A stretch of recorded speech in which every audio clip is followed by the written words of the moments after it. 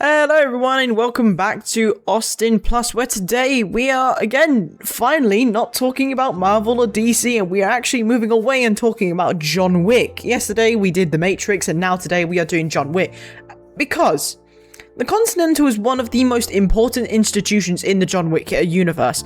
It is more than just a hotel, it's the foundation that keeps the world's assassins operating under a strict code of rules. But what if John Wick was never a part of that whole system? What if he never worked for the Continental at all? Would he still become the legendary Baba Yaga, or would the criminal underworld look completely different? Yeah, so today we are back with a what if video, but not with to do with Star Wars or anything like that. We are answering the question, what if John Wick didn't actually work for the Continental? So without further ado, let's get into it. John Wick without the Continental, we're going to dive straight in. John Wick without the Continental, I think, yes, the Continental gave John far more than a place to stay. It provided resources, protection, intelligence, medical care, and the access to the High Table's vast criminal network. But without those connections, John would probably remain the exceptionally skilled assassin that he was, but one that was operating independently, obviously.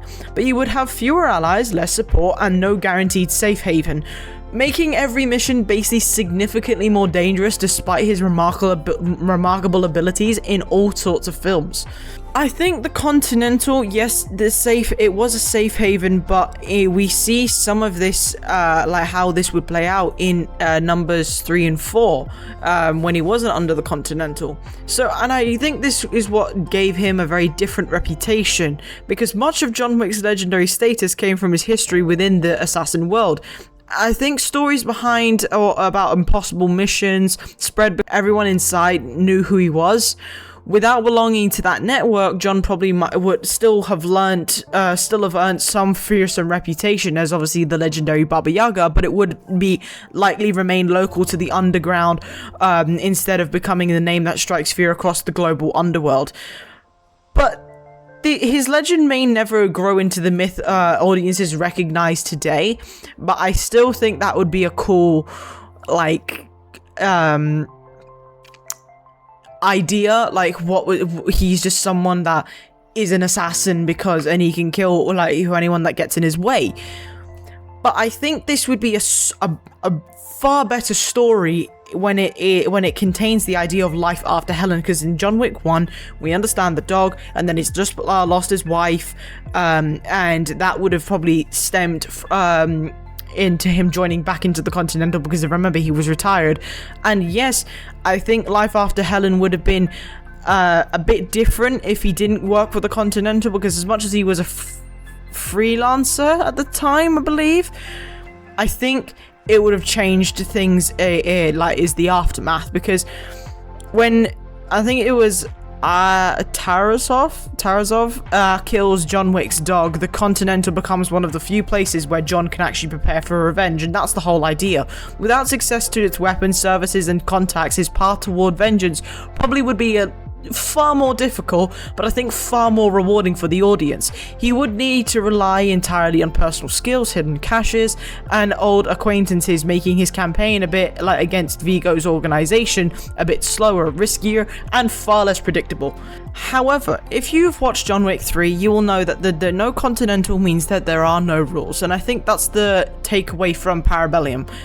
The Continental enforces one rule above all else: no business may be conducted on its own grounds. That code creates that code is to create order among assassins who would otherwise constantly hunt one another. And in John Wick 3, you see that collapse, and that is a great, I think, number 3, it's quite a different story. That's why I know some people do not like it, but I do think it's a very good story. But if John Wick never belonged to the Continental, he would also exist outside many of the protections and obligations. Other assassins might view him as an outsider rather than one of their own, as an assassin themselves, but creating a far more chaotic environment where trust becomes almost impossible, I think is such a great story. You don't know who to trust. Oh, is he good? Is he bad? Is he going to betray you? That's what the whole Parabellum was about. The thing that I think is the most fascinating of all this is that the people that run the Continental is the High Table. Now, The High Table's perspective, I think, would be very crucial, because John's conflict with the High Table only becomes personal when he is deeply connected to the institutions. Without those ties, the High Table may see him as nothing more than a dangerous freelancer instead of a legendary assassin who violated sacred rules, which, yes, technically did happen, but ironically this could either make him less important or even more dangerous. It's a 50-50 shot with this, but since he would become a highly skilled operative who basically answers to no organization, he is his own man, but he can't easily be controlled, and I think that's such a thriller type vibe. Now, in saying all of this, could he still be a legend? Fucking course, it's John Wick, man.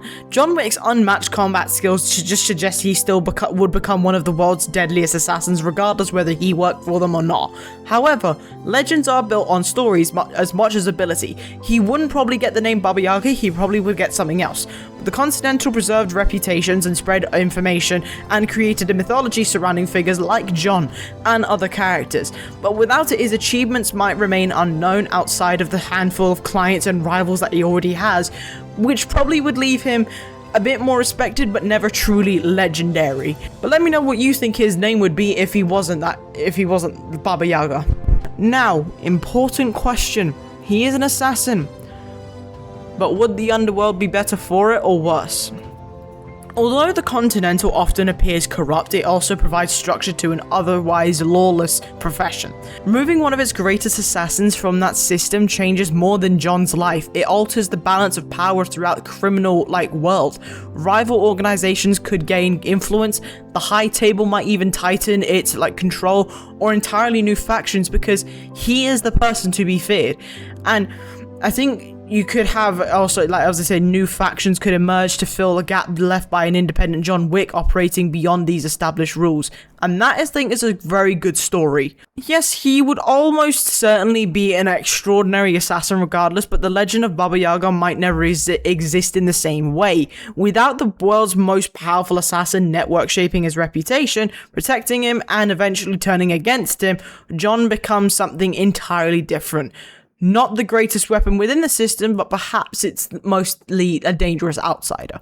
But yes, that is the end of today's video. I do hope you'll enjoyed it, and if you did, please leave a like and subscribe and comment what you would like to see on this channel.